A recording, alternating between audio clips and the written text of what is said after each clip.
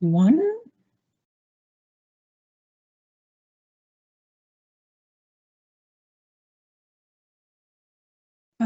Good evening to all our postgraduate students. It's the heart of the winter, and I hope you are all warm and that you are taking care of yourself here in the middle of the winter. From my side, a warm welcome. I'm sorry that I'm not showing my video. I've got quite a bad storm overhead at the moment, so if you hear a lot of noise, it might be the rain. And it also is affecting, I think, the casting as well. So I'm not putting on my video, but I'll be talking you through the slides. We will have a question and answer session as we always do, and I really encourage you to make active use of that. If you have questions, please put them in the question and answer session, and we'll get to them at the end of the slides or the end of the presentation. If there is a loss that I lose connectivity, I'm just going to stay quiet for a few minutes until I've reconnected, so that you don't miss anything. So please don't be concerned if there is a loss of connectivity from my side. I will just wait a few minutes until it connects. So yes, and then also just when we finished with the first lot of slides, I just have some slides that I wanted to show you with other examples of developing theoretical frameworks. So I might towards the end just change slide presentations for the second example. Please excuse them, they're not on the UNISA backgrounds, but I just use, it's part of my private collection of slides. All right, then, as I said, I am Professor Jeanette Maritz, and I will be leading you through the presentations this evening. And we're going to talk about the role and the utilization of theory in a PhD, also how to develop new knowledge. And we're going to start off on the role of theoretical gaps, and just starting off with some theory that we just make sure that we're on the same page when we talk about these concepts. So it will be a two-part presentation, but we'll do both parts in tonight's session. So just an overview, we're going to have an overview of definitional issues related to theory, definitions of theoretical frameworks, and then we will have an academic overview on what we mean by the different concepts. Then we'll also look at theoretical application within a doctoral thesis, a three-factor exploration. We're going to look at the role of theory in research and theory application in thesis development. So we're going to start off with the concept of a theory, and then we're going to look at theoretical frameworks, and we'll also be looking at the concept of conceptual frameworks. And also then included in that concepts of the paradigm. So please, these are all, it can be quite daunting if you are just embarking on a PhD study. The concepts often seem similar, or they seem interrelated, and you can't quite understand which concept you should use for what. So please just bear with the process. I will repeat at some stages, just to repeat the information, so that you can start integrating it into your vocabulary and be okay with what the meanings are and how to then use them in your PhD. So please bear with it. The beginning is quite abstract when we're just introducing the concepts, but I hope that the exploration and the explanation as we carry on will have some light on sometimes quite daunting words.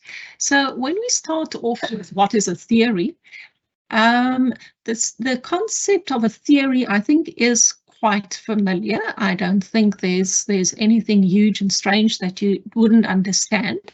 But when we talk about a theory is, and remember I said these concepts are very abstract.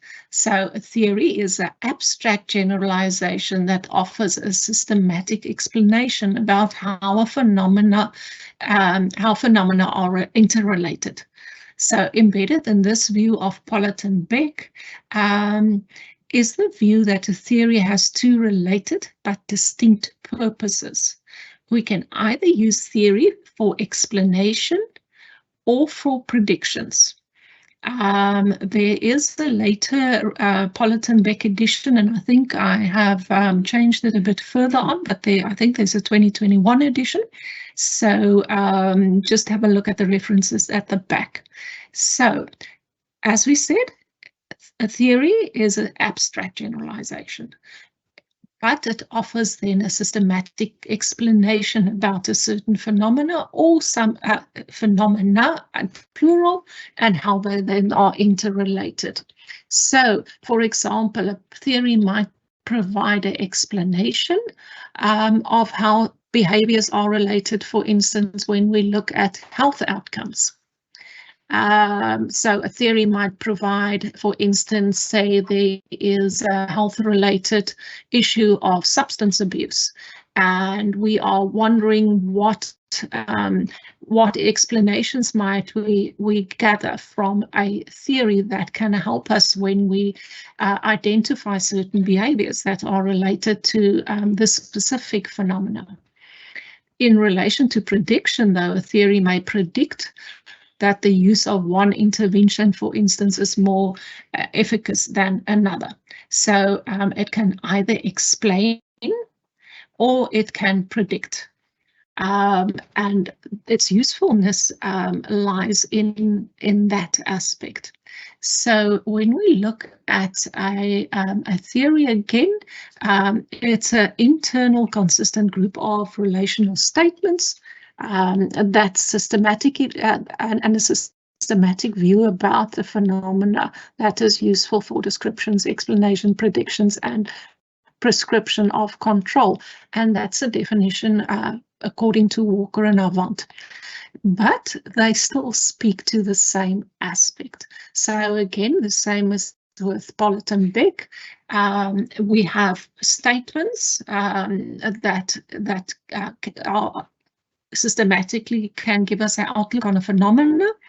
And as we said, Walker Avant then just adds the description. So we can use it for descriptions, explanations, predictions, and prescriptions of control in our PhD study. So just to give you an idea how a theory is developed, it might look like this. So the steps in theory development is that you will start with a concept development or identifying certain concepts. Then you will develop the statements based on these comments, and then if there's usually more than one concept, what is the interrelatedness? What's the interrelatedness when we develop our theory?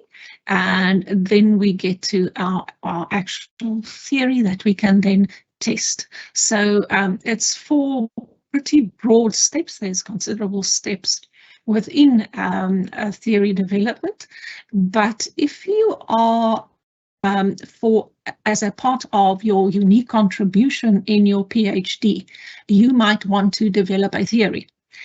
Usually in a PhD study, we will often stop at theory development and not go over to theory testing if it's a qualitative approach. Sometimes modeling is tested if we develop models, but then you would go through the same process. You would maybe delve in your data analysis, identify concepts.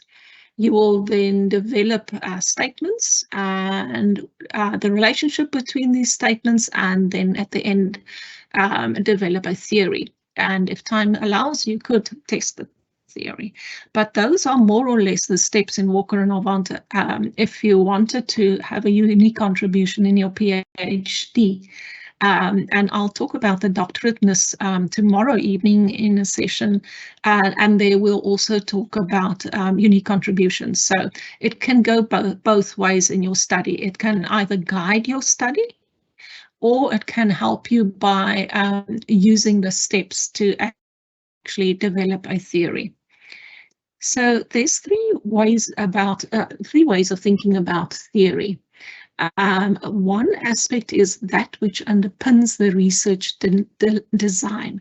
And there we are speaking about paradigms and belief systems. Now, I will just talk about in the next slide what is the link between paradigms and theories. But usually our paradigms are our belief systems.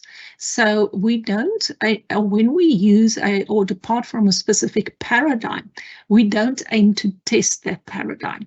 We are using that paradigm as a belief system, or we often refer to it as a meta theory or a meta paradigm. And it is our belief system that is above our theory. So our paradigm will also often guide our theory because they need to be aligned to each other. And that is very, very important for you to keep in mind the entire journey, is that your everything needs to be aligned. You can't just choose a theory haphazardly and then your theory doesn't fit within your paradigm, or your theory doesn't support the research questions that you have or your methodology. So we usually depart from a paradigm, and we'll speak a bit about paradigms in a moment. And then related to our paradigm, we can use theory as a lens to then investigate the phenomena that we are interested in. So then we use theory as a lens, or theory can emerge from your study. Theory as new knowledge then.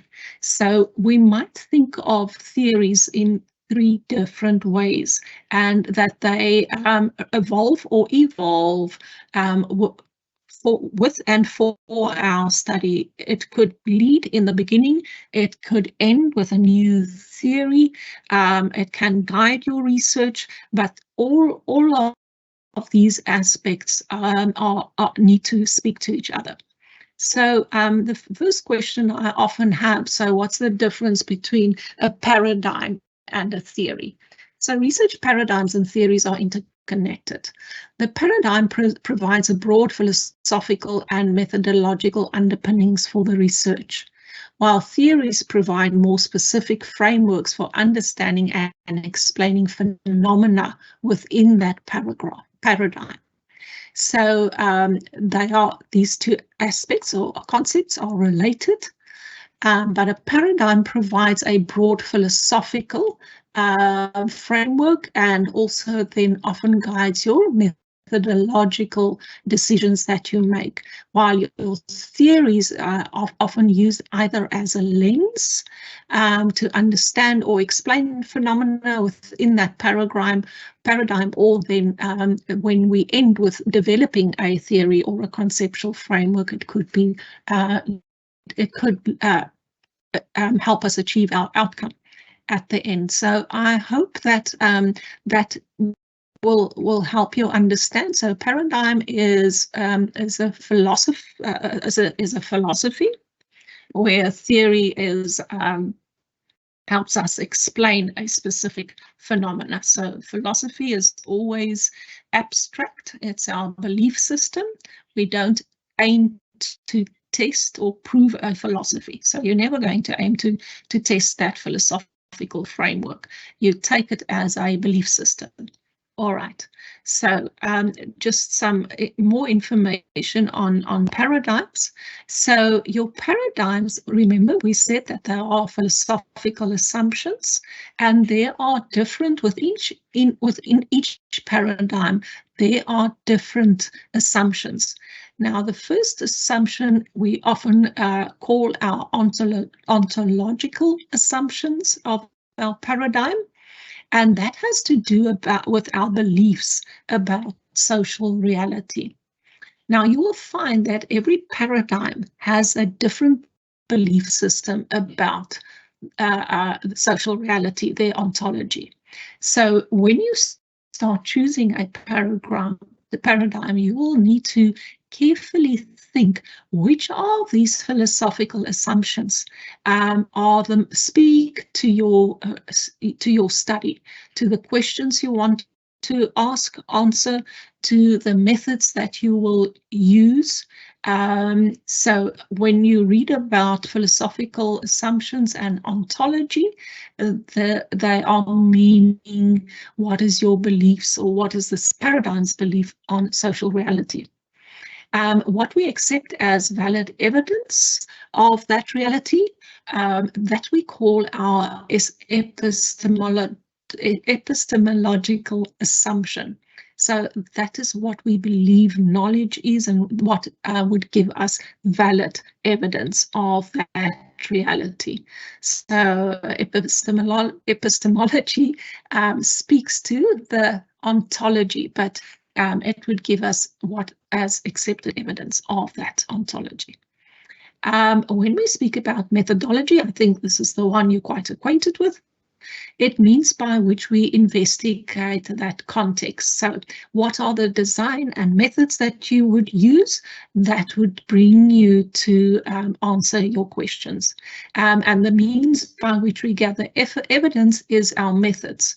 So when we talk about methodology, it's a broader concept. It can include your design and methods. Otherwise, your method specifically is how we gather data and analyze data.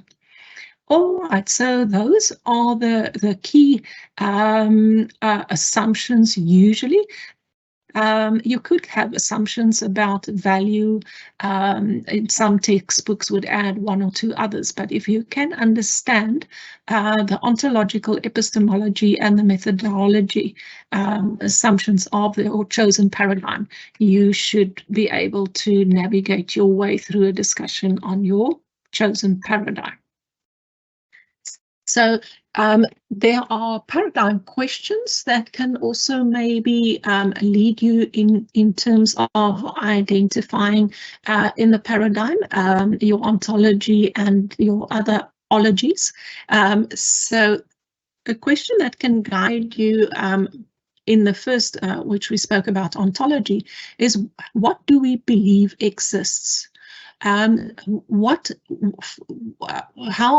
does reality how does reality look? How does reality present itself within the beliefs of, for instance, the different paradigms? Now we'll talk about the different paradigms in a moment.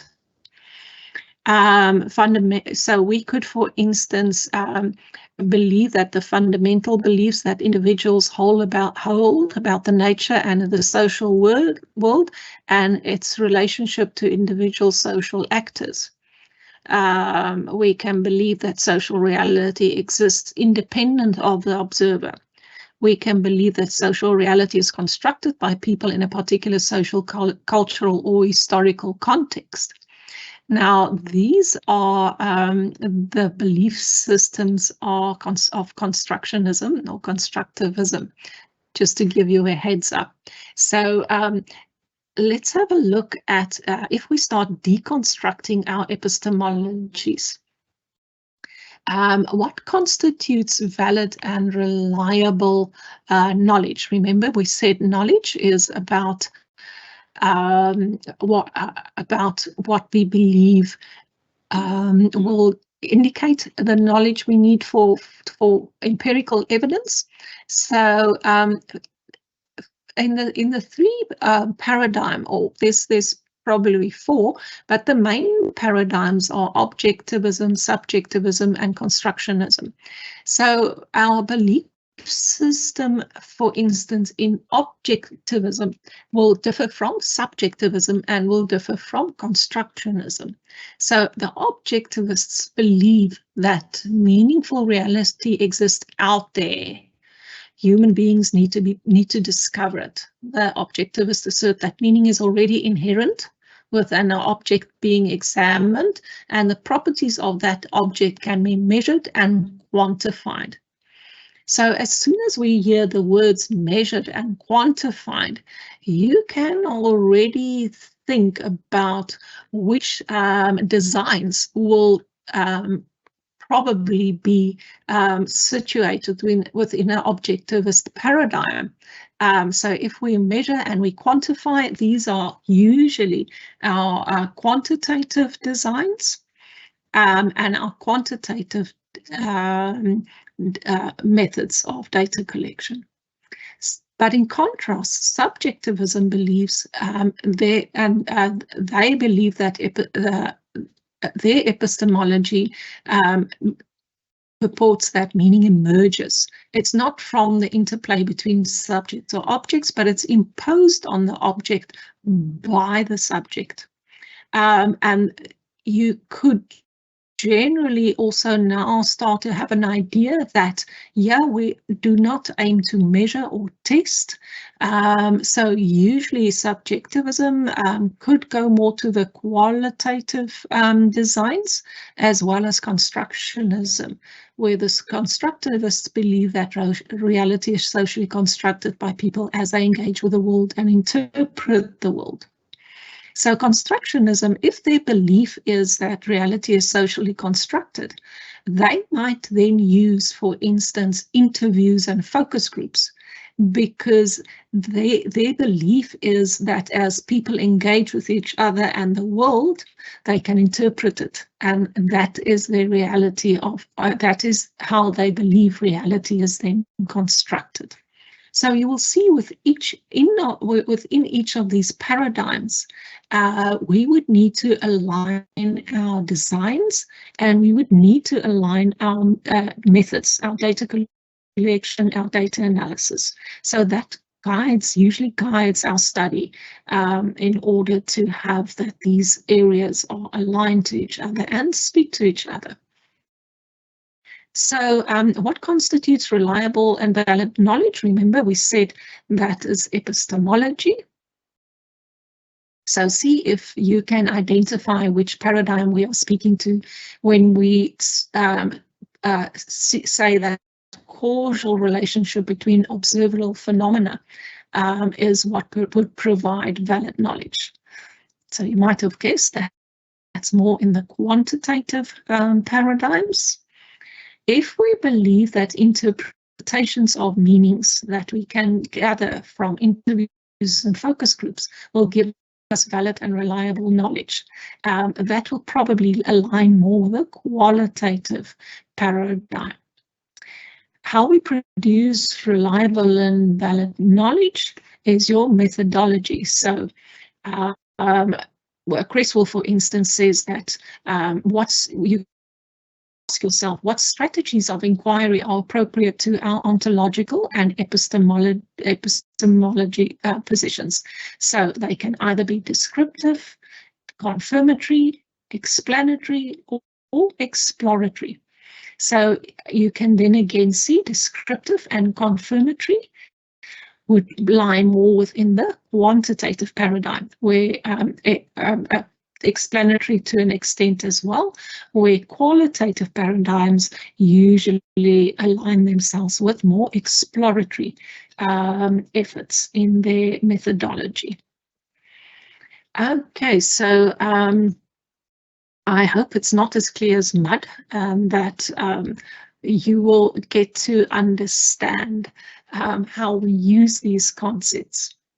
So for instance, we could ask, how can we collect data to test our theories or describe social phenomena? So that's a decision that you need to make that needs to align with your paradigm. Then what data collection approaches, tools are appropriate to this methodology? So say, for instance, you your research question leads you to quantify and test. And you are thus working within the quantitative paradigm. You would now then need to think, so how can I collect data to either test our theories or describe social phenomena? And what data collection approaches would then be appropriate to the methodology.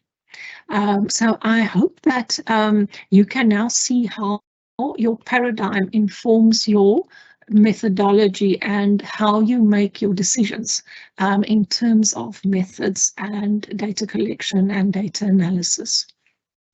So let's have a look at some theory application in models of research. So qualitative studies usually aim to understand a social phenomena, and their understanding develops through the exploration and interpretations of the meanings people attach to and make sense of the experience in the world.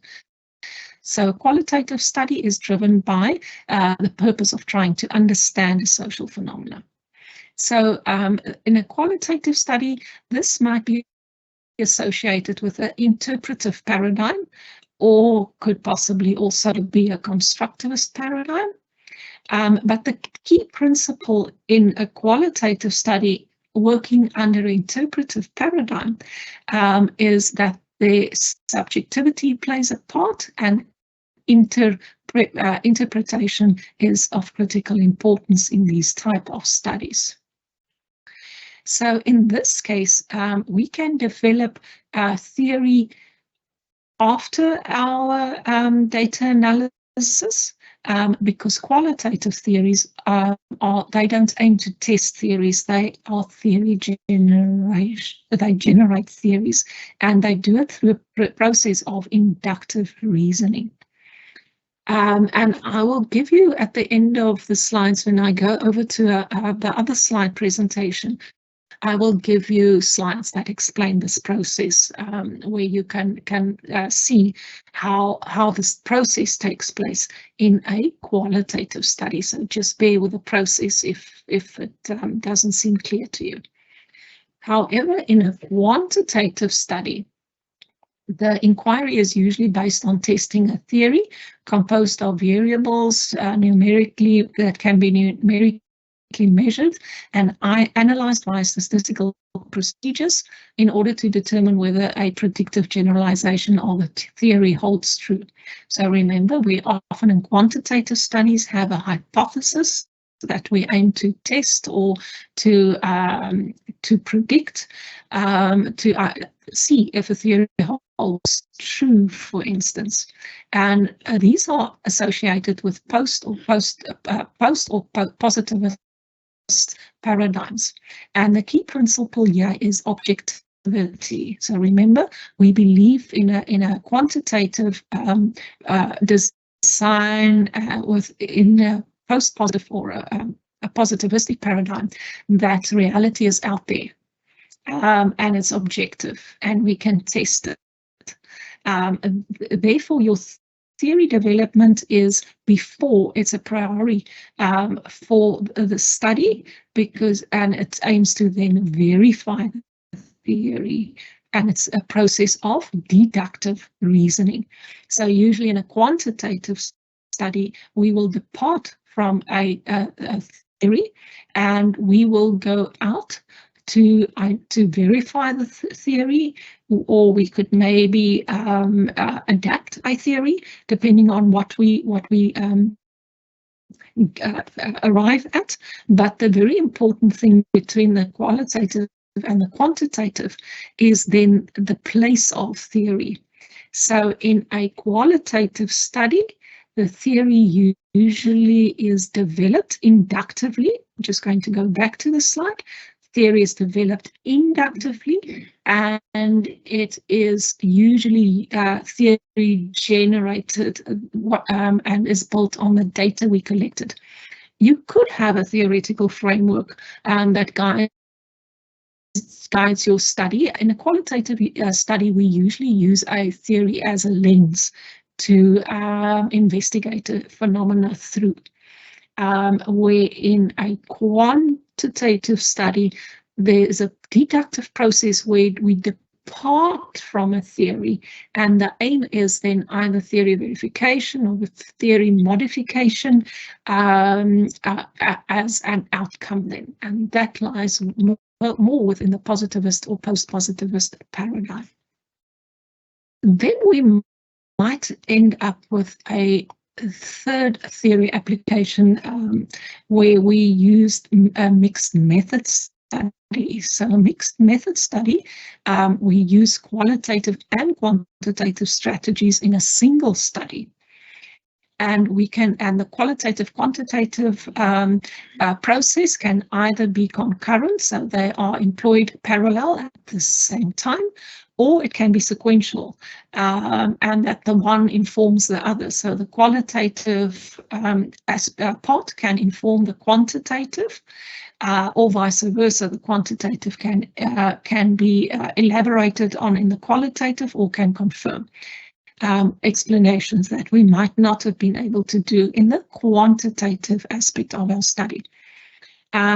Now, with a mixed method study, we usually then depart from a paradigm where we speak about pragmatism. So the paradigm for a mixed method study is pragmatism.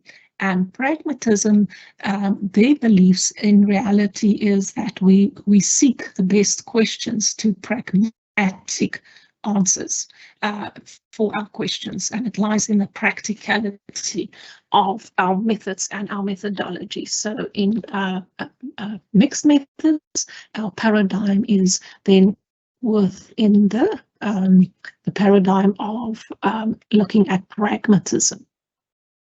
If we look at theory as a lens, then we use an existing theory which maybe can explain how aspects of social reality works. For example, if you're in education, you might be acquainted with the different models of learning.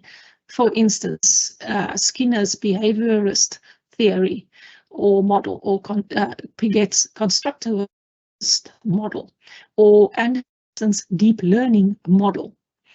For models, for instance, of professional and expertise development could be LaVey's situated learning and communities of practice model, or Brenner's novice to expert model.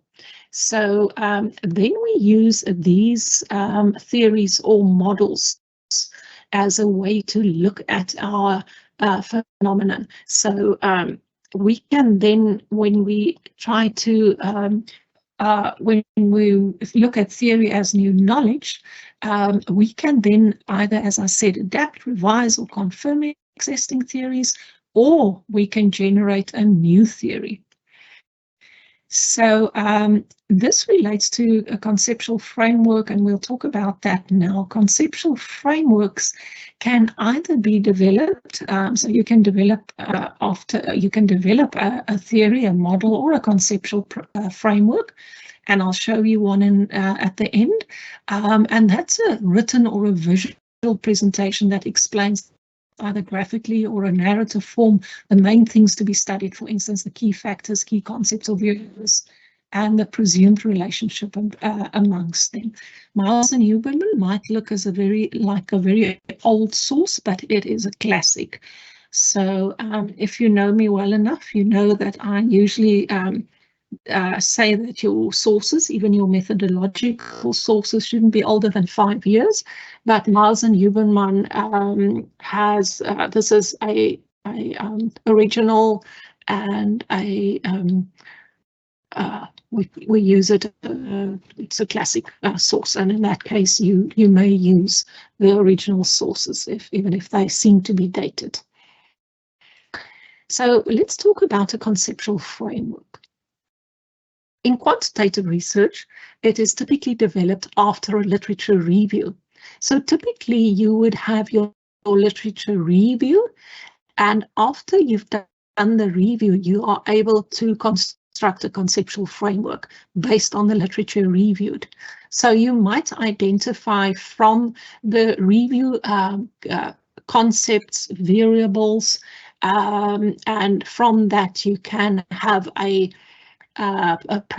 priori framework to depart from, along with your theory potentially, and this would provide structure and content for the whole study based on literature and sometimes personal experience added to that.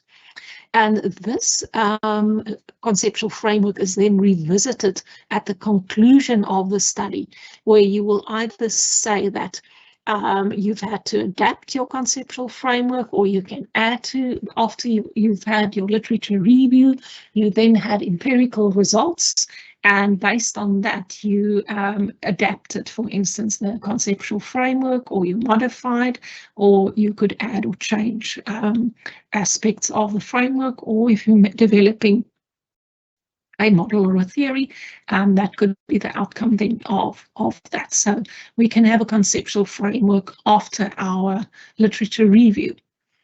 For instance, in qualitative research, the conceptual framework, there's a bit of a dispute where frameworks are situated in qualitative research, and certain qualitative designs like grounded theory, where they depart from the belief that there isn't anything known about a phenomenon, and therefore they need to go to the ground roots. Then it would be problematic to have a framework, to have a distinct literature review if you've now just claimed that there isn't knowledge. And in that case, in a grounded theory, you will usually find that there's a literature control after you've discussed your findings. Then you can go compare and contrast with previous research, but then the bulk of the literature in qualitative studies is usually at the end of the study. So we can also further develop as participants' views and attributes are collated and analyzed, and I'll show you an example of that a bit further. All right, so conceptual frameworks and literature in quantitative, qualitative studies. The quantitative, the bulk is usually in the front before you collect data. In qualitative research, the bulk is usually after you've collected data. That's not to say that in other qualitative designs you can't do a literature review. It's just in grounded theory that there might be a dispute because of the belief systems. All right, so a bit of time for you to think and reflect. So I'd like you to just take a few minutes and think about your study and identify the opportunities for theory integration or theory application. And have you identified a theory in terms of the likely theoretical paradigm? Theory as your lens or theory as new knowledge? So I'm going to give you just a few minutes to ponder and reflect on these questions. And then if you would like to participate in the question and answer session, then you are welcome to put your reflections down there, and we can maybe have a discussion around that. But I'm going to give you just a minute or two to gather your thoughts and to think about these questions and relate them to your study.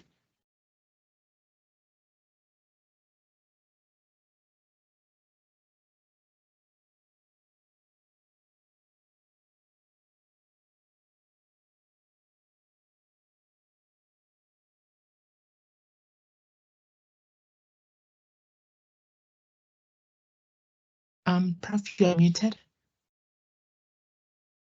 I was just giving them a few seconds to think about the exercise and for me to just grab a sip of water.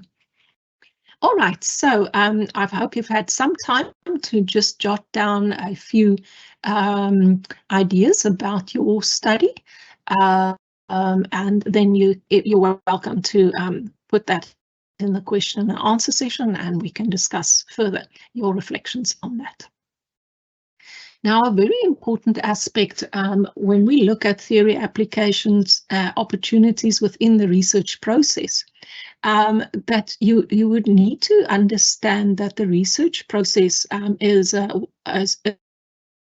ongoing planning, searching, discovering, reflecting, synthesis, revision, and learning process.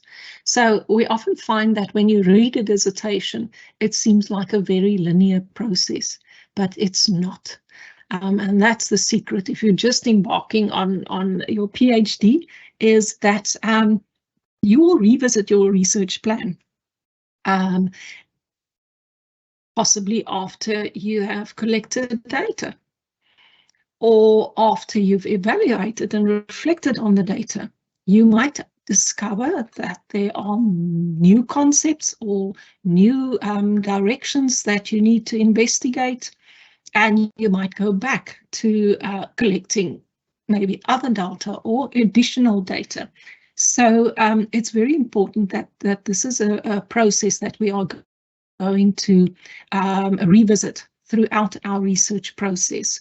So your research process, your research planning isn't a once-off cast in stone, maybe a bit more in the quantitative studies, but in qualitative studies, not cast in stone.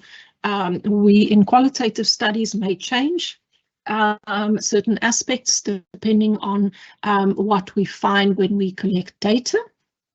I can maybe give you an example of that. Many moons ago, when I did my master's study, I wanted to interview parents whose children had died, so bereaved parents. And my idea was that I would interview couples at the same time. So I'll do one-on-one interviews, but with a couple, the father and the mother. And what I realized from the very first interview is that the parents didn't want to speak about the death of their children in front of the other partner. And I had to set up individual interviews with the mother and an individual interview with the father. So I needed to change my methodology in terms of couple interviews to individual interviews with the mother and the father. That's just an example of, for instance, how your research plan or methodology can be revisited or might need to be readapted. So if we have a look regarding our research process, a simple process would be you decide on a topic. Now, when you decide on a topic, it's very difficult to decide on the topic if you haven't read. All right, so your theory and your reading already starts very widely when you start reading about your topic. So in step 2, you'll develop an overview of the topic, and you might then have a bit more focused reading regarding that specific topic. You might then start having an idea of how you would collect data, what type of data you would be using. So in this steps 1 to 3, we typically talk about the phase of conception or the conceptualization phase of your research. This is conceptualization means thinking.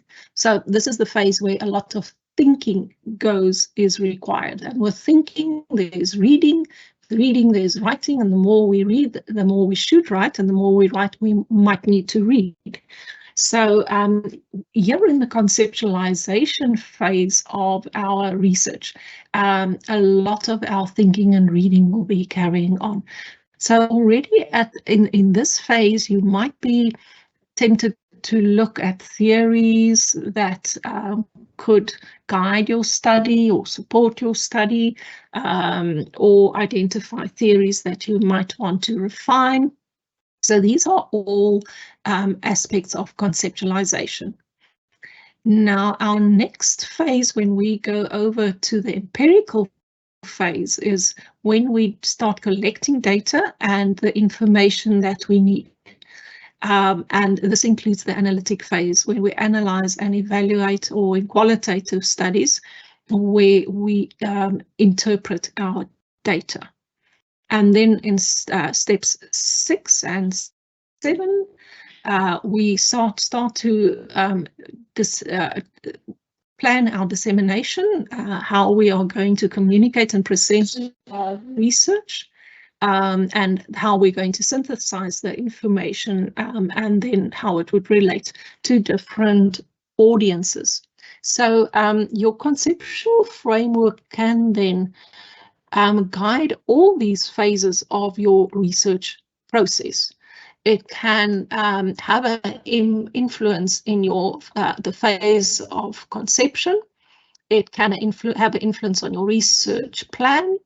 It will definitely, from a quantitative perspective, have an influence on your analytical phase and your methodology, and in your qualitative phase, where you generate theories, then in a more from an inductive phase, you would then be able to possibly then generate new theory from your findings, and these would then equally need to be disseminated in this during this phase.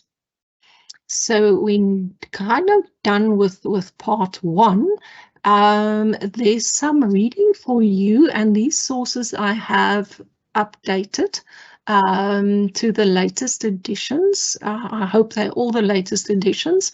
So you also need to appreciate, when you look at your citations and your references or your further reading, that sometimes, say for instance, Shamaz's grounded theory approach, her last book was in 2014 and she passed away. So there are no other later editions of the book. There's articles later on, but for instance, and the same might go with Crotty, and that's why it's a 2011. Cresswell has a lot of books. So Cresswell is really his books on research design, both qualitative, quantitative, and mixed methods.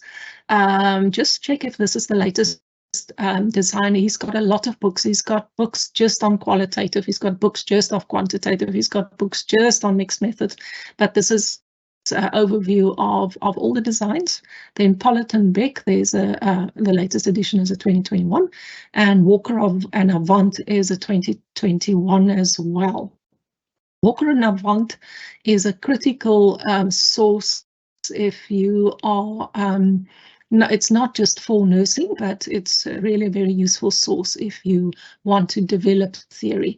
And if you can recall that theory development right in the beginning of the slides, there you would find the process is in Walker and Avant. So it's definitely a very worthwhile source if you are going to develop theory. Then just one more exercise. In just one slide, but I don't think we have opportunity to share slides. So maybe again in the question and answer session, articulate these 3 things related to your research. What is your research question? What is your paradigm? And what is your data collection method? So the idea here is that you will be able to, or we can then evaluate whether your research questions is aligned to your paradigm and whether your data collection methods are aligned to your paradigm, and will answer your research questions. So think about these 3 aspects. If you are ready to answer them, you can also then put them down in the question and answer session. Okay, so I'm going to start with part 2, your theoretical framework and conceptual framework development in a study. I'm just going to go through one of the slides, and so you might find that some of this is repetition. But here, if it is now sounding a bit more known, that it's not that foreign. So just as a part of revision, we are going to just look at theoretical versus conceptual frameworks. Maybe by now that you can answer it for yourself. So theoretical framework is based on existing theory or theories, for instance, the theory of motivation, and a conceptual framework is something you can develop based on this theory. All right, so usually a theoretical framework is in the beginning of for instance, a quantitative study, where a conceptual framework is often developed at the end of a qualitative study, which is more inductive. You can, however, remember in the first slides, we said you can develop a conceptual framework after your literature review. So usually a conceptual framework is something that you can develop after you have information. So either the information is your literature or the information is your data. So conceptual frameworks can then be used then at different places and spaces in your research design and planning. So the theoretical and conceptual framework explains the research path and grounds it firmly in the theoretical construct. So the overall aim of two frameworks is to make research findings more meaningful and acceptable to the theoretical constructs in the research field. And in quantitative studies, it ensures generalizability. Now, in qualitative studies, we don't aim to generalize our findings. We aim that it is transferable, but we can't generalize because we are not testing. All right, so that's just a recap and just some additional information on a theoretical framework from other authors. Grant and Osanlo states that it's a blueprint or a guide for research. So it is borrowed by the researcher to build his or own house. And I think that's a lovely metaphor. So your theoretical framework, as Grant and Osanlo states, is gives you, so it nearly, if you were building a house and you have your foundation, then the theoretical framework or a theory might give you the foundation upon which in your research you can then build your own house. Sinclair compares the roles of a theoretical framework to that of a map or a travel plan, and Brondizio, Leemans, and Solocki contend that it is the specific theory or theories about aspects of human endeavor that can be useful to study events. So it can be useful to study not just events, but behaviors, contexts. The usefulness isn't just in terms of events. So some other authors also use some metaphors or gives us an indication. It's all aspects of the research study that should connect to your theoretical framework. And the relevant theory or theories that underpin the knowledge base of the phenomena to be researched. It consists of theoretical principles, constructs, concepts, and tenets of a theory. So remember, when we said theory development, we work with concepts, constructs, then relationships, and then statements. Grant and Oslo also add the tenets of a theory. So let me quickly, we've got some examples. So yes, for instance, examples. So say, for instance, we work with social cognitive theory. And we state that our research is grounded in the social cognitive theory, SCT, as proposed by Albert Bandura. This theory emphasizes the idea of the interactive triad that involves individuals, the behavior, and the environment in which the behavior is performed. So Bandura, these are now the characteristics characteristics of his three attributes in his theory. He speaks about individual factors, so those are personal characteristics like self-efficacy, knowledge, skills, attitudes towards, for instance, social media use. The behavioral factors, frequency and type of social media use, online behaviors and habits. So can you see how it's already to some extent applied into your study? So, but you use the tenets of Bandura's theory to guide you. Environmental factors, for instance, in this study, we'll look at social norms, the influences of friends and family, and the broader cultural context. So remember, the three interactive triads are individuals, behaviors, and environmental. So there's some application already, but let's have a look when we start writing it up. We could, for instance, say that in our study, we hypothesized that individuals with self-efficacy and positive attitudes towards social media are more likely to engage in frequent social media use. And that's his individual behavior interaction. So we apply it to that tenet. We also propose that frequent social media use in an environment where high usage is the norm may contribute to changes in mental health status. Here we use the behavior environmental interaction. Finally, we suggest that individuals in a social environment that encourages frequent social media use may develop positive attitudes towards such use, influencing their behaviors. And here we use the environment individual interaction.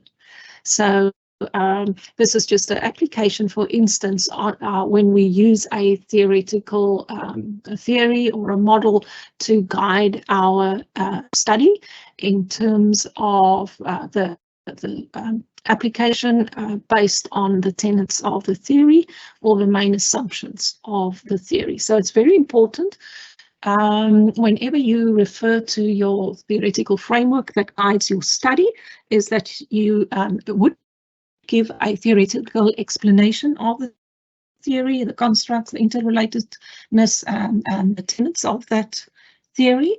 But then very importantly, you need to apply it, show how you applied it to your study and how it then would drive your design and your data collection.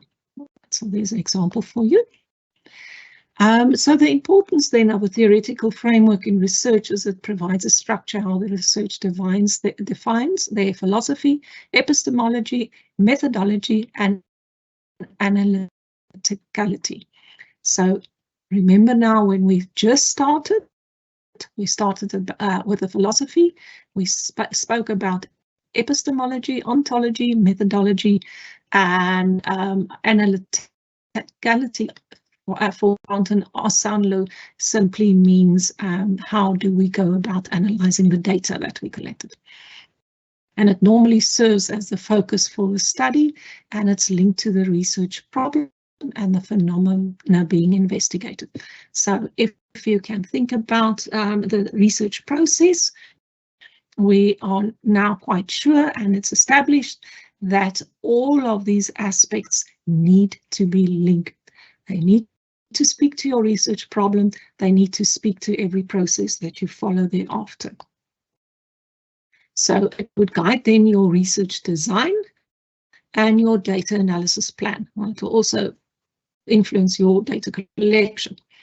It provides a common worldview or a lens from which to support one's thinking as it relates to the problem being studied, and then the theoretical framework guides and must resonate with every aspect of the research. All right, so I think, you know, often, especially in a few years ago, I don't find it that often anymore, but some disciplines still fall into the trap of just mentioning a theory in the beginning, in their chapter 1, chapter 2, or chapter 3. They'll mention the theory and then nothing is mentioned again of the theory throughout the entire thesis.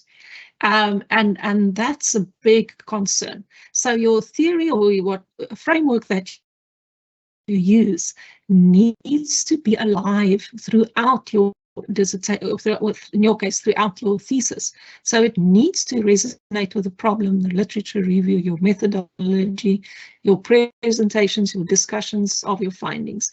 So your framework or your theory doesn't just die in chapter 2 or 3 of your thesis. It needs to be alive, and you need to show how it lives. And you show the examiner. The examiner is the first person who's going to read your research, how it lived in your thesis.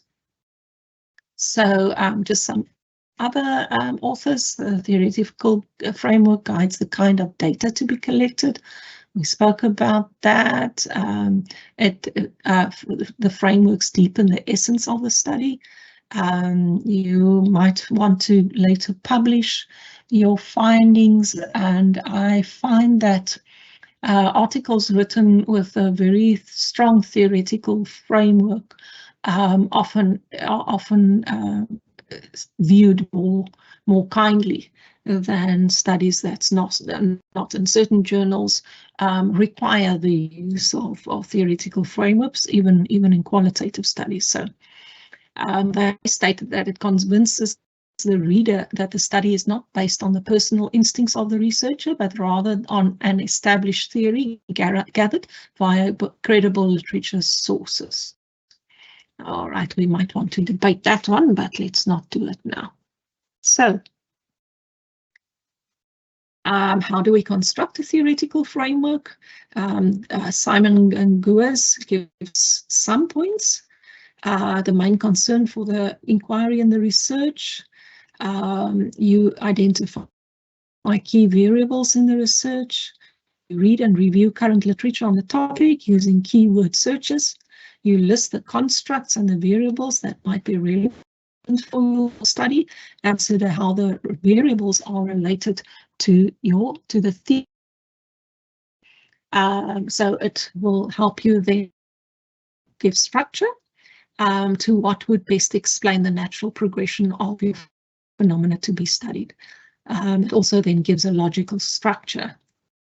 When you attend maybe tomorrow night's presentation, you will see that one of the aspects of doctorateness is your ability to have a logical and a clear conceptualization and presenting your research in terms of a logical structure. So your conceptual framework will help you in giving that logical structure that connects your research. And definitely it assists you to then specifically specify and define the concepts within the problem of your study, which is a very important aspect in any study. So in any study, and usually in chapter 1, we'll identify the key concepts and key variables, and that also then gives us direction in our study going forward. So there are some other views. It's an integrated way of looking at a problem. It's seen as an outline of course of action. And then we've already said that it's graphical, or it can be in a narrative form. We've said already, it helps you to construct, identify your own worldview and approach to the study, brings together related concepts, and it accentuates the reason why a research topic is worth studying, what the assumptions of the researcher is, the scholars that the researcher agrees or disagrees with, and how it is then conceptually grounding in your research approach. So usually you will find that a conceptual framework, there's diagrams that are created, and that researchers are at liberty to adopt existing frameworks, but have the ability to modify them to suit the nature of the content of their research as well as the nature of their research question. And Fisher then adds that a good conceptual framework must be expressed in writing for it to be understood well. Then just a quick recap, the difference between a framework and a conceptual framework, a theoretical framework. Remember, theoretical framework is developed from existing theory or theories that have already been tested and validated by others. So usually we'll find a theoretical framework in the front of a deductive approach, and a conceptual framework can be the outcome of your literature review or the outcome of a thesis. So conceptual framework in the beginning helps the researcher understand the research problem and how it will be explored, and the direction the research will take, and the relationship between different variables in the study.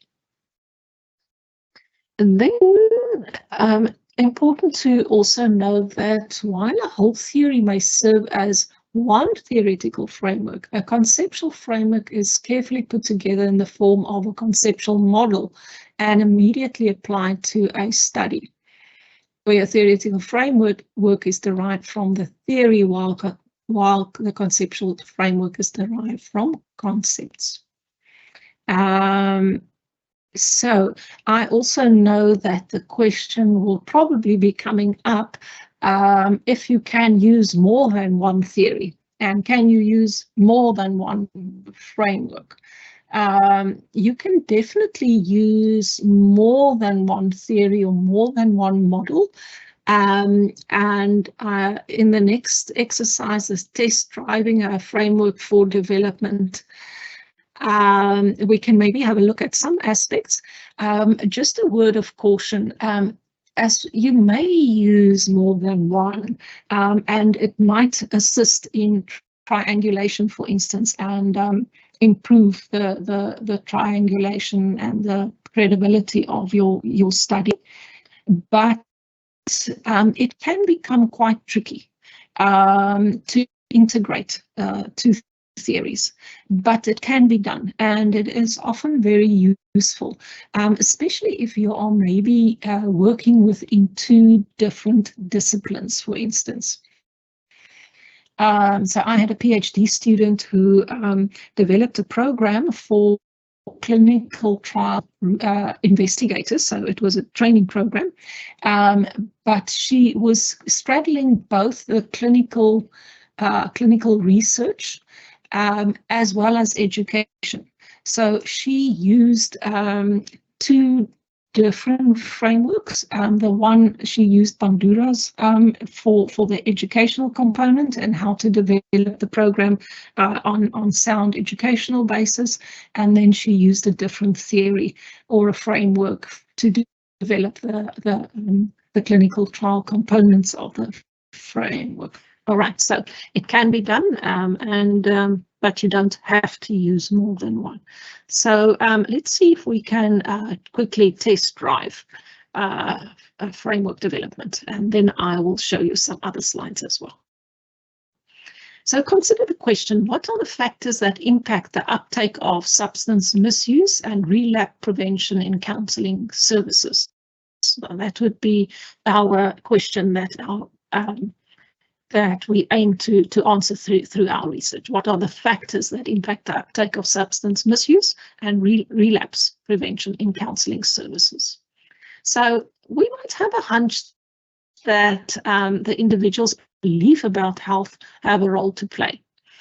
And therefore, we might find that the health belief model could be useful, because the health belief model says that motivation has a role to play, and that might, tentatively give us some ideas.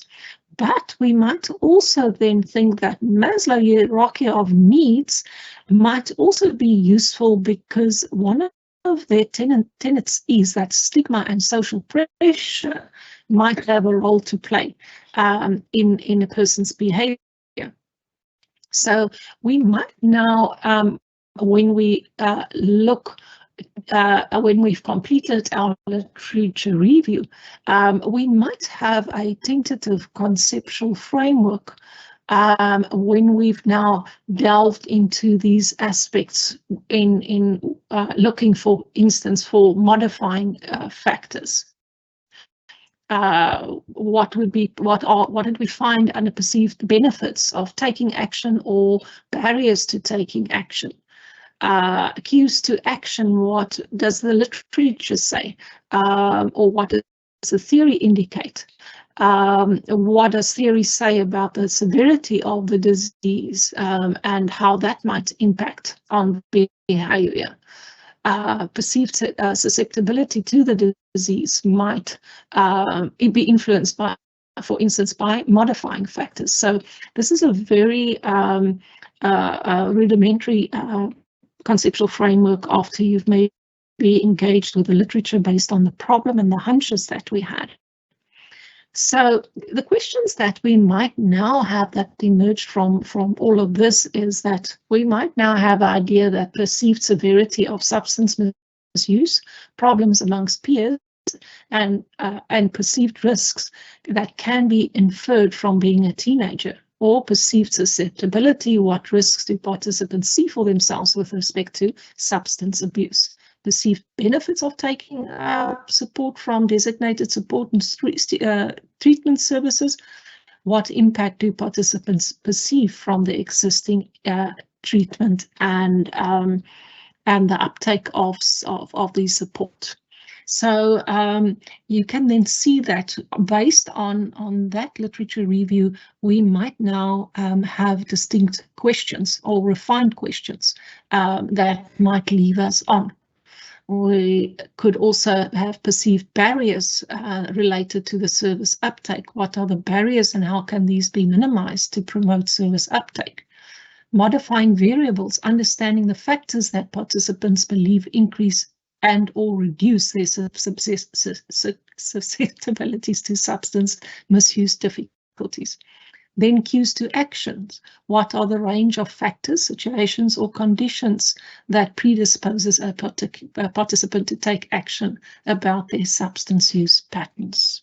And then finally, self-efficacy. What are the range of traits and personality factors that you believe increase the vulnerability to develop problems with substance abuse? Now, let's work on including questions, for instance, by Maslow's hierarchy of needs.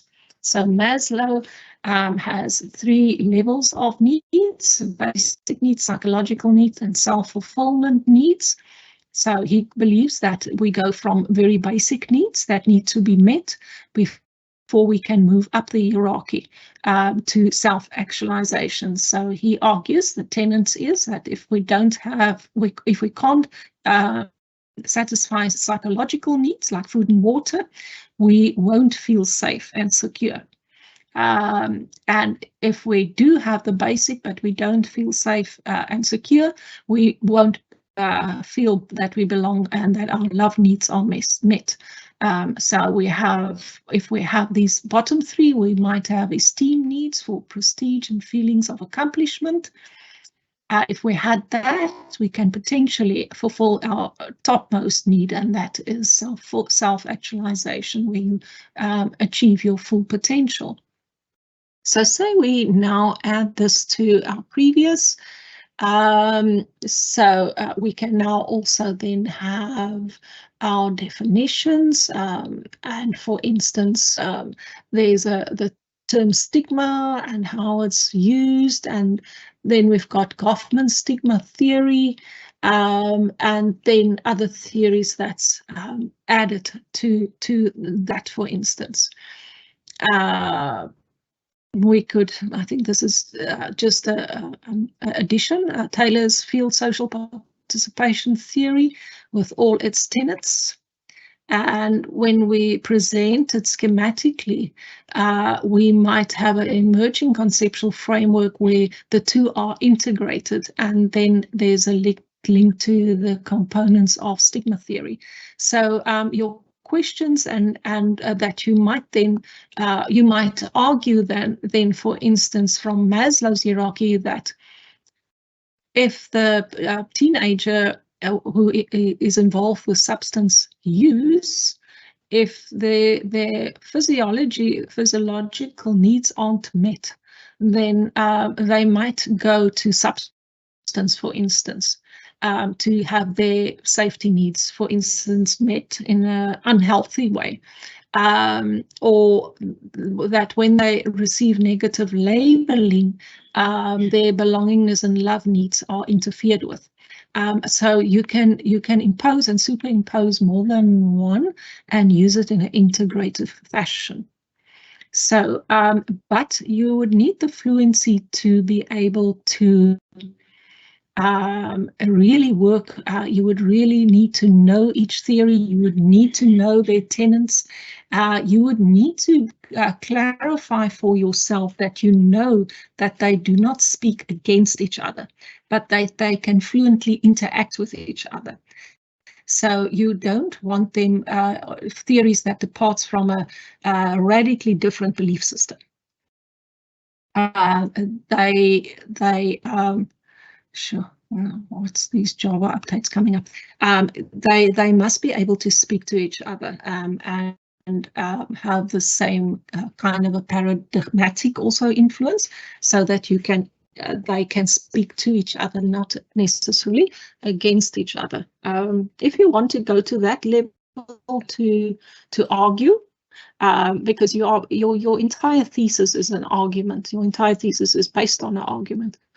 So for every decision that you make, every choice that you make in terms of your paradigm, your theory, your design, your methodology is an argument. So an argument, you would make your claim, you would need to provide evidence for your claim, and you will then reach a conclusion. So the same would go for choosing your conceptual frameworks, your theories, and also then if you develop a theory, where's your evidence, and then reach your conclusion, or then reach the conclusion of after developing your conceptual framework. So in short, it's whatever we use, you're going to need to argue why you believe it's suitable, how it's suitable, when it's suitable, in what circumstances it's suitable. So you can think about Kipling's 5 Men, what, where, when, why, and how, and argue and motivate your inclusion for every step and decision that you make in your research process. So just before we go on to the other set of slides, there's just, we will go to the questions and answers. There's some further reading for you. I've updated these. There is a later edition of Walker and Revolt. So just have a look.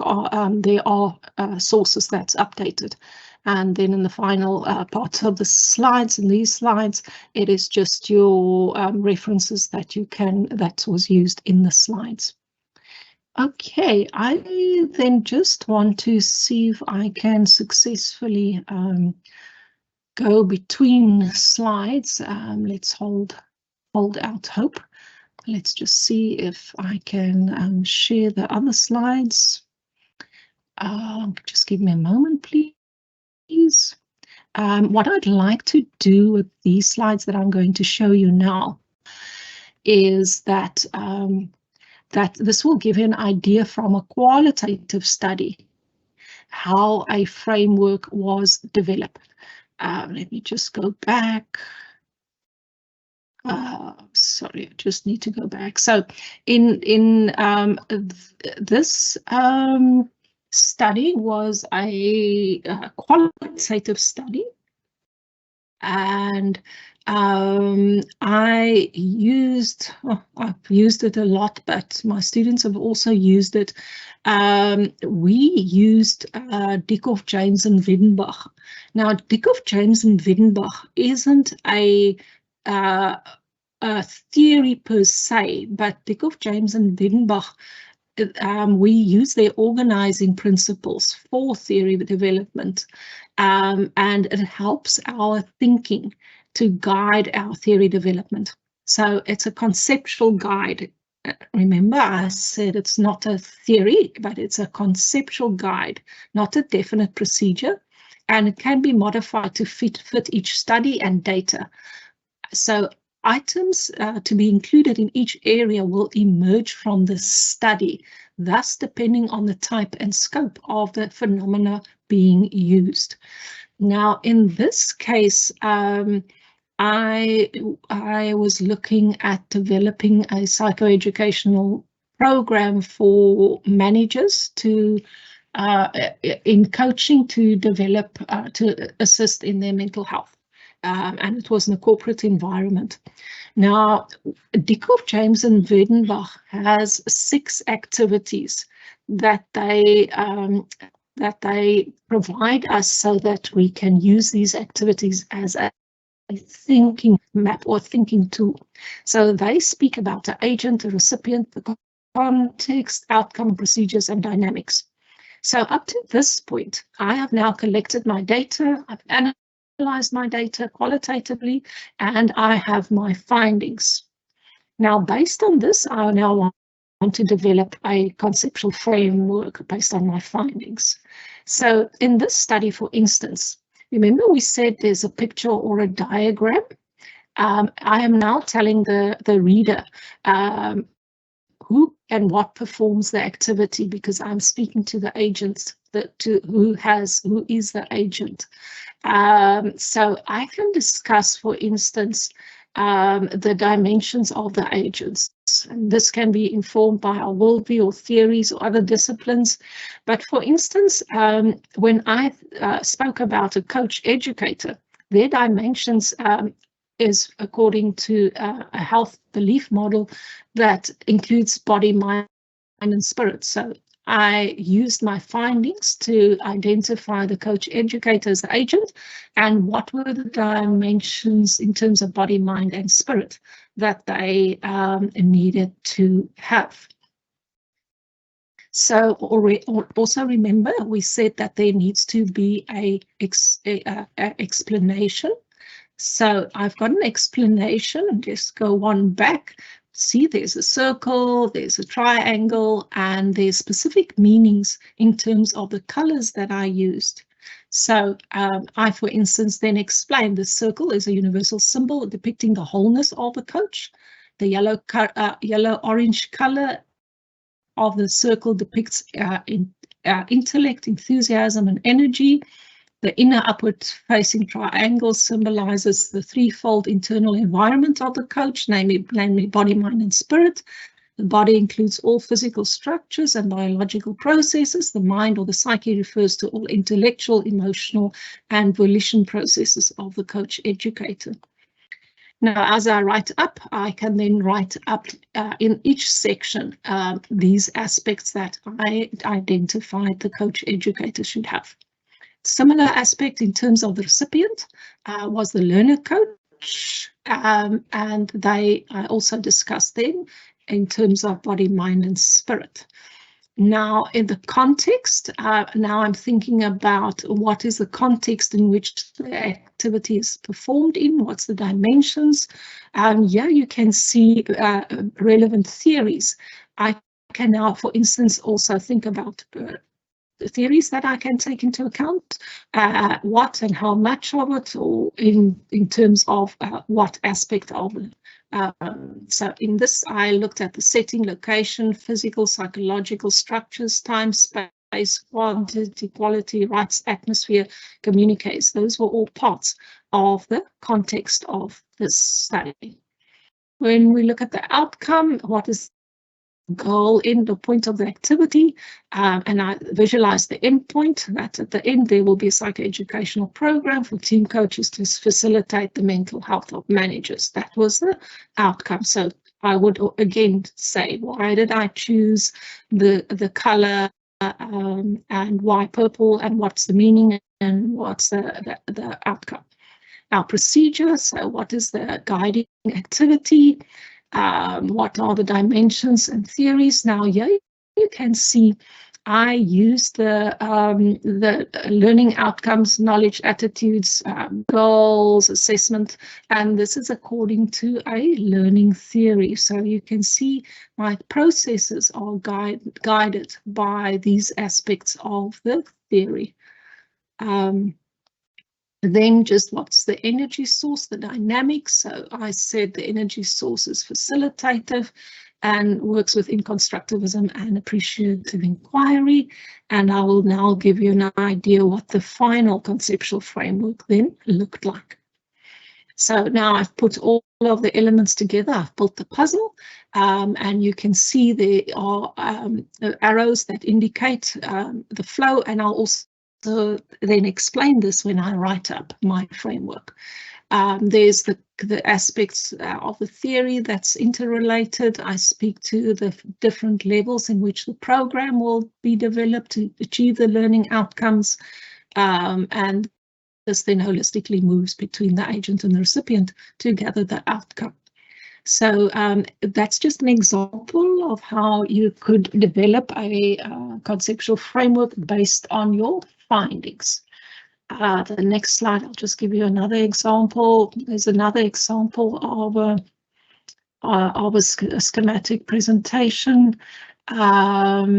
So yes, I just wanted to share those with you, and that it gives you just a sense of what it might look like when we use different theories.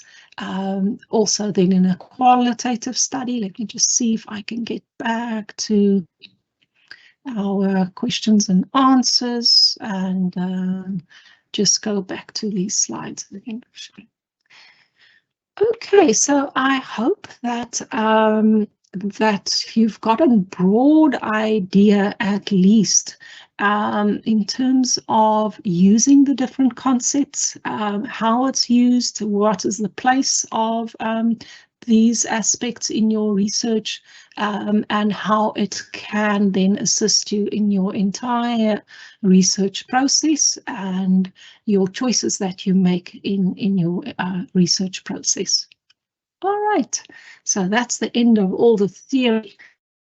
I'm looking forward to see. Oh, you've been very interactive. Let's have a look. Okay, so Anonymous said, I find it helpful and interesting, and that you could apply it. I do, however, feel as though the presentation is going by very quickly indeed. You know, we can workshop this for a week. And take a lot of time, you know, and be more interactive. But you will have access to the slides, and you can go through the slides on your own. And that's also why I did a kind of a revision in part 2, so that we can walk away and really know what we mean by the words that we use, and that we know how we can apply those words. Thank you for the feedback, that it is useful to you, and the appreciations. I just want to see if the other, I can see there's Daneo, that there's 20 published questions, but somehow it's just see, I'm just seeing a free, okay, let's go back to the beginning. Okay, that's the problem. What is the meaning of a conceptual framework? I'm sure that was now then answered. Can you have both? Yes, you can have both. Philosophical foundations is appropriate in both qualitative and quantitative approaches. Remember, it's our guiding beliefs of our study, so it's in both. Is a change from one to another paradigm the so-called scientific revolution? Yes, it is. There's also, some might call it, you know, waves, the scientific waves. So the waves were typically from positivist to post-positivist to constructivist, interpretivist, quantitative, qualitative. Then there was mixed methods. And now the latest turn is in terms of new materialism and post-humanism. That's the next wave. But we can maybe, if there's enough interest in it, maybe have a look at it. But yeah, that's the next wave, is in terms of that. Okay, I hope you've got your answer. What's the difference between theory and the conceptual framework? Or you can refer to the guide. Approaches will include autoethnography as applied to cases. who will also be interviewed. Mixed quant, okay, does this receive support or does this receive support, or are there issues with that? I think maybe some of your Inky, some of your posts have maybe not been printed in full, so I'm sorry about that. So autoethnography is within qualitative research. Yes, you'll use people. Yes, you can. I'm just worried that are you going to have the people's autoethnographic story? Because usually autoethnographic refers to you. So is it your autoethnographic story? Or will it be participants? Okay. Some social scientists, such as Waltz, claim that theories are interventions, not discoveries. My question is, it not a discovery if we are building theories based on, yeah, could be. I can go with that. Nice argument. How does a researcher connect theory and a paradigm early in their study, for example, when writing the literature review chapter? You will start, your paradigm is the start of your study. So once in your chapter 1, for instance, once you have identified, discussed your background, your problem statement, your questions, your purpose and objectives, identified your key concepts, the very next step would be to identify your paradigm before you even go to your theoretical frameworks or your methodology. So it has to be that early, because your beliefs and your meta paradigm will then guide the rest of your choices. So it goes very early. In your chapter 1, usually you can discuss it there in full, or you can have a chapter that discusses your meta-theoretical perspective, which is your paradigm, if you wanted to. Inky. Okay, so I think here's the rest of it. So my lens is within the landscape of self-study. Great. Okay. And so I think using autoethnography to make new knowledge, I think, okay, around social entrepreneurs and their underlying approaches. I interview many social entrepreneurs, and together we theorize and uncover their assumptions and theoretical approach. They get to use autoethnography. Okay. All right. I think, Inky, you would just need to tell the reader, which is your examiner very early in your study, why autoethnography is the best way to go, and be very clear as to what you mean by autoethnography and how autoethnography is applied to your study. So yeah, okay, it can work. Okay. Definitely it aligns or theorize. Yeah. Yeah, so yeah, it can work. I don't see any major gaps. You might just want to, so you're going to be generating theory based on your findings. So yes, and then if you wanted to, you can then remember in your methodology section, I usually advise my students to have their research in phases. So phase 1, for instance, a situation analysis, or phase 1 could be a literature review or whatever. Then phase 2 is a situation analysis where you collect and analyze your data. And then phase 3 would be the development of a conceptual framework, or Inky, in your case, to develop a theoretical a theory or a conceptual framework based on your findings. And then usually the examiner now want to know, how did you develop that conceptual framework, or how did you develop that theory? And then you can, for instance, refer to Walker and Avon's methodology of developing a theory or a conceptual framework. I hope that contributes to some extent to your to your question. Okay, all right. Kidabone, I'm happy I could clarify. Anonymous, very, very nicely put. What if my supervisor is not very knowledgeable about my research approach? Is this an issue? I would say it's an issue in a master study. It shouldn't. It technically, theoretically, it shouldn't be an issue. And my argument goes from this is that in a PhD study, you are the expert. You are the one that, remember, you're brokering new field. You are brokering new knowledge. So no one knows what you know. And you're the expert. So it is your call. And that's why I go back in saying that it is a one long argument. If you can argue why you choose a certain approach, even if your supervisor is acquainted with it or not, but you can argue the approach, you can provide evidence, evidence can be in different forms. You can say previous studies have used this for this, and the following, or I combine this and that, and therefore I can justify the choice. So for me in a PhD study, my supervisors when I was a PhD student were very laissez-faire. Whenever I went to them and asked them a question, they said to me, do whatever you like. Just be able to substantiate why you're doing and justify why you're doing what you're doing. And so I learned I can now justify anything, I promise you.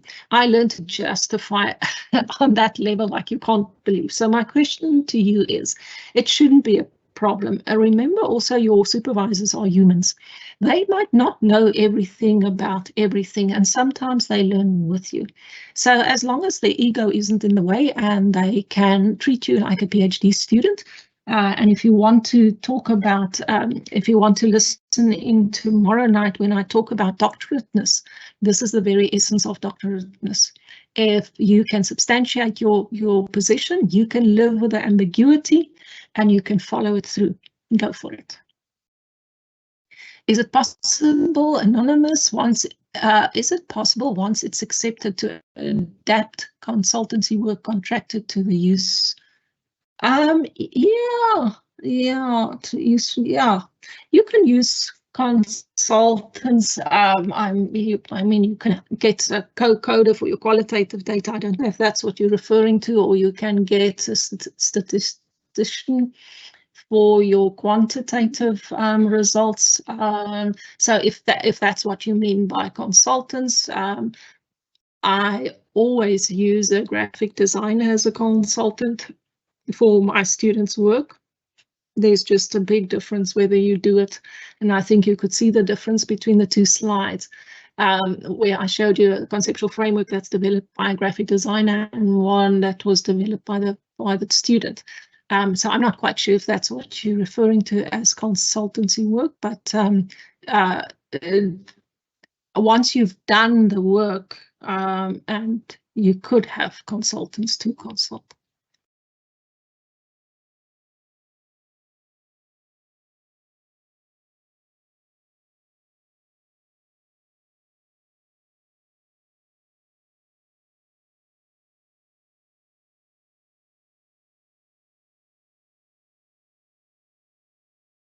Okay, so sorry for that. I lost connectivity for a few moments, but we can carry on.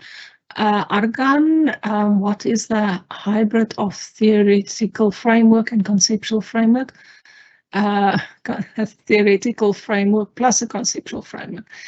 Remember, if you go back to the slides at the very beginning, Argon, then we said a theoretical framework is usually in the beginning of your study and is the outcome of a literature review, for instance, where conceptual framework is more at the end, once you have your literature or you have your data. So the two are very distinct aspects and are used in very distinct forms. But just revisit the slides, and I'm sure you'll find the answers there again. So Inky, you are really active. Let's have a look. My research question is, co-creativity in entrepreneurship education, a participatory action learning, action research study of integrating paradox in emerging learning ecosystems for entrepreneurial education in the Netherlands and South Africa. My paradigm. Let's have a look. Is educational studies, no, the landscape of social entrepreneurship on education and psychology and philosophy using a parallel work to social change makers. Okay. So you will be, your data collection will be quant-qual. Okay. Okay, so your paradigm, if you're going to work within quant-qual, then you're working within a pragmatic paradigm. And then it could work. Action, participatory action research, that's fine. Yeah, that's fine. So yes, you could then have, so no, your theory isn't educational studies. Your paradigm is then, if you're going to use mixed methods, is pragmatism. And yeah, you can also maybe, you know, work within social constructivism for the qualitative part and positivism, for instance, for the quantitative part, but your overall paradigm would be pragmatism. And then, yes, you could have, if you wanted to use theories from either education and social change making, or and that's yes, and then qual you can do both data collections of quantitative, that's quantitative and qualitative in nature. So yes, other than the paradigm, I think you're good to go. If anonymous, if one chooses to apply more than one theory in their study, how do they account for each of these theory in isolations, partial or full relation to the other theories? You can discuss them each individually, and then you'll definitely need to get to a point where you integrate the two and then apply to your study. Probably then the integration, but in your discussion and in your motivation and justification for your theories, you can do them in isolation, but then at some point you will need to merge them and then apply them. Hope that helps. How would you know if the theoretical conceptual framework was correct or relevant to the study? Well, Singh, therefore you would need to read. And as I say, you will need to figure that out or call a friend. So work with your supervisor, get their input as well, whether they think it's a good fit. But as a doctoral candidate, you need to justify then the inclusion. So you should be able to answer the question yourself, is it relevant to your study, before embarking. And that's why you go through a proposal stage, and you work closely with the supervisors. So your big work in the conceptualization phase is that you're going to read and read. And I think this is a very important distinction. You're not only going to read on your topic, but you are going to read on your methods, your methodology, and your different theories. So if I say call a friend, my friend is Google.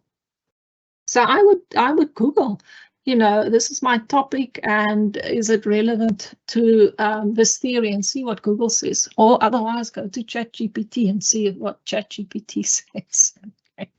Remember, the issue about ChatGPT is one that there's a lot of debates, and people feel differently about it. My view on it is that you can use it.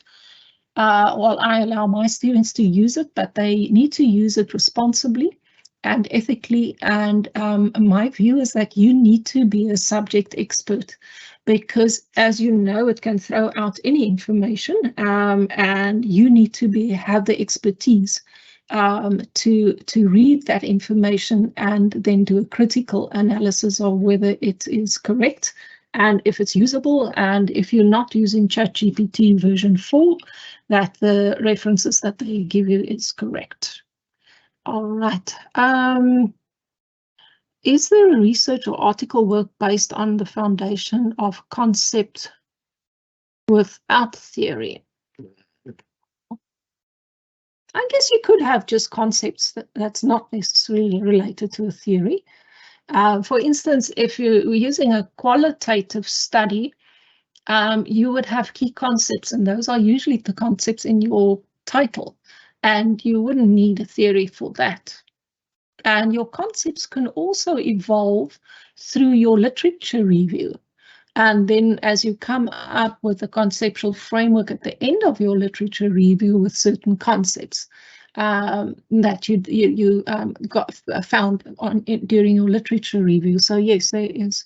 Whether there's an article, I would just read. There's quite a, in your reading list, or Google if you want a specific article, but it can be, yes. I find the session helpful and interesting. I think I've went through those. Okay, between philosophy. The question, what's the difference between philosophy and a paradigm? It's the same thing as a philosophical perspective or a paradigmatic perspective. Paradigm, just go to the very, very first slide. You will see when we define a paradigm there, we say that it is a philosophical approach. So it's basically the same thing. But philosophy can be used in different contexts, in different ways. Okay, so just be careful on that. But within paradigms, philosophy and a paradigm is the same thing.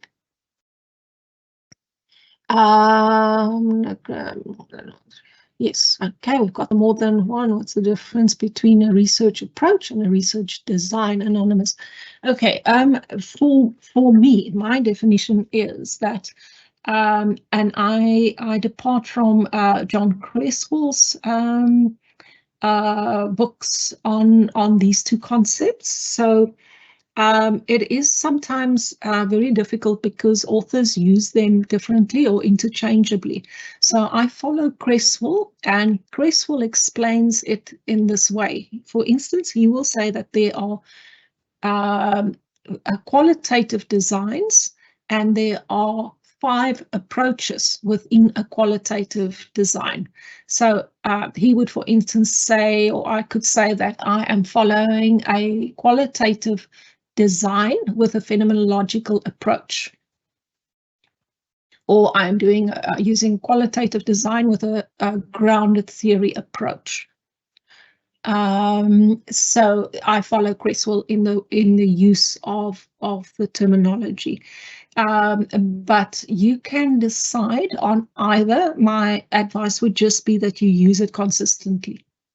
So when you've got your heading research approach, just define what you mean under approach, or if you use the heading design, then define what you, or tell the reader what you see under a research design.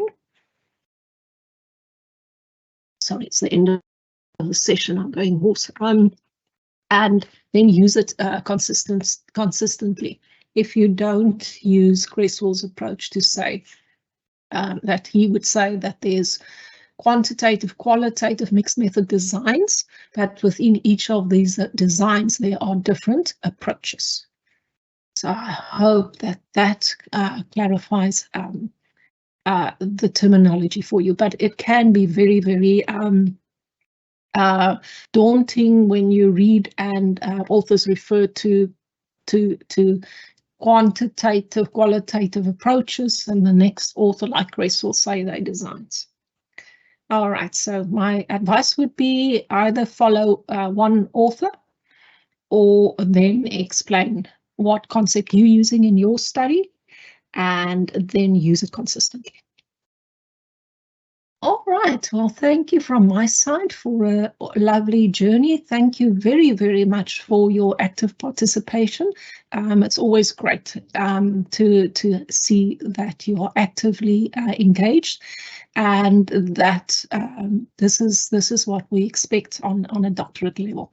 So if you want to know a bit more on doctorateness and what we mean by doctorateness in your PhD, you're welcome to join tomorrow night's session that I'll be facilitating as well.